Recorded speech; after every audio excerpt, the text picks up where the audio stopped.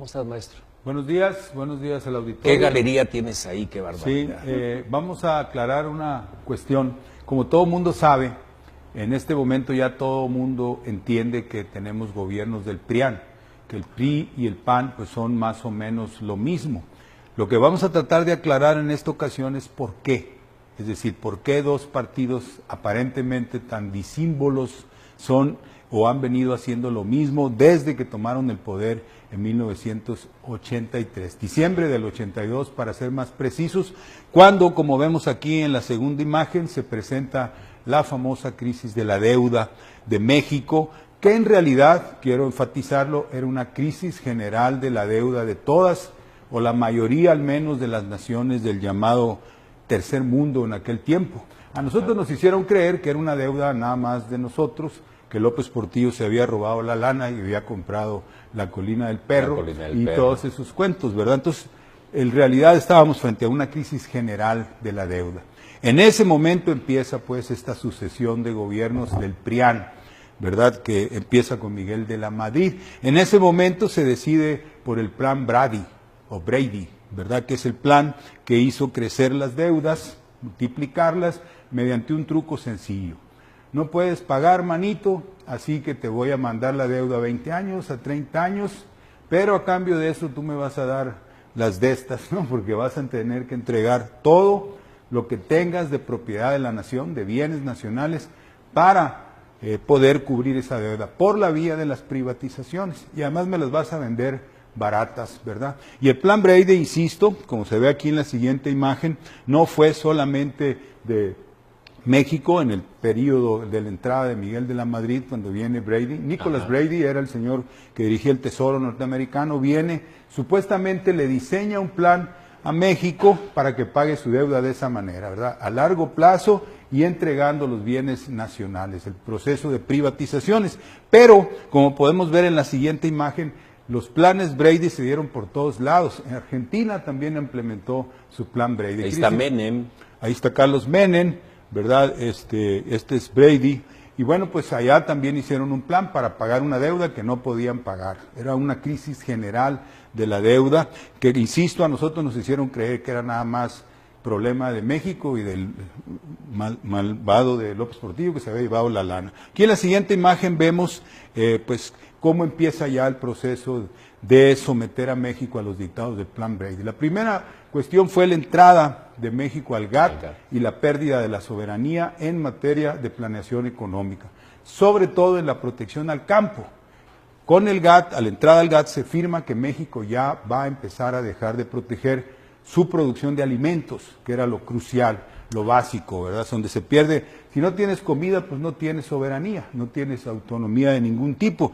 Luego vino el famoso, ya sabemos, firma del Tratado de Libre Comercio, en donde ya se abrió todo, México se dedica, según el plan Brady, pues a entregar todo por la vía de la privatización, y como no tiene dinero, pues va a abrir todas sus puertas a la inversión extranjera. Y nos vamos a hacer un gran recipiente de inversión extranjera y vamos a ofrecer nuestra mano de obra barata como el único bien que tiene el país, porque todo lo demás pues se va a estar vendiendo, ¿verdad? Y eso es básicamente en lo que consiste el Tratado de Libre Comercio, que era previsible, como dijo LaRouche en aquel tiempo, que iba a convertir a México en un nuevo Auschwitz, es decir, un campo de mano de obra barata, un campo de muerte, que es lo que ahora ya tenemos, ¿verdad? Con estos 125,000 muertos nada más en el los 25,000 muertos nada más en el 2017, y todo lo que es el dominio de las maquiladoras, ¿verdad? La mano de obra barata, los suicidios, la desesperación. En la imagen que sigue podemos ver que el plan Brady no resolvió lo que decía que iba a resolver, porque en aquel momento de la crisis de la deuda y que se culpaba a López Portillo, se nos dijo, ya nomás quitando al PRI se va a arreglar todo, porque ya el gobierno no va a ser corrupto y todo se va a arreglar. Los quitaron a los del PRI, metieron a los del PAN y la deuda se disparó. Y eso que los panistas, como Calderón, como Fox, se las daban de ser muy buenos para evitar el crecimiento de la deuda, pues la multiplicaron, la dispararon. Pasamos de los humildes 85,000 millones de dólares que debía López Portillo a los casi 500,000 millones de dólares que se deben en este momento, ¿verdad? Así que no se resolvió el problema de la deuda, se disparó ¿verdad? Y es lo que han administrado estos gobiernos a partir de la entrada de Miguel de la Madrid. La imagen que sigue, luego vino las privatizaciones, todos sabemos lo que la nación entregó, todos lo sabemos de memoria, Mexicana, por ejemplo, los ferrocarriles, Pemex ahora, la Comisión Federal de Electricidad, que la van vendiendo en pedacitos, ¿verdad? Telmex, que se entregó de un jalón a Carlos Slim y crearon este millonario, y Mevisión para los Salinas, que son súper privatizadores, pero se hicieron de una televisión del Estado.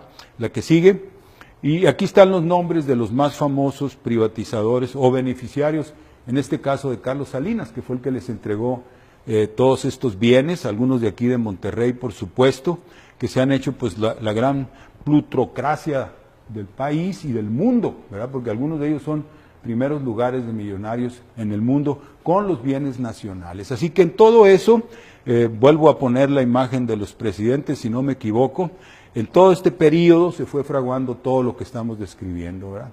Así que por eso se parecen, por eso son iguales, por eso coinciden en todo y por eso los hemos visto actuar ya conjuntamente en los últimos años, ¿no? Sobre todo con las reformas estructurales, en donde Calderón es bien amiguis, ¿verdad?, de Peña Nieto, ya han aprobado todo y ahorita traen un plan también pues para poner a este señor Mide en la presidencia, porque eso es lo que necesitan, darle continuidad a este proyecto, aunque debemos aclarar, ya no hay nada que vender y la deuda está disparadísima. Ya no queda nada. Ya no queda nada que vender, de Pemex pues ya en las últimas licitaciones se entregaron todo, así que cuando ya no hay salida, pues se va a tener que pensar de otra manera.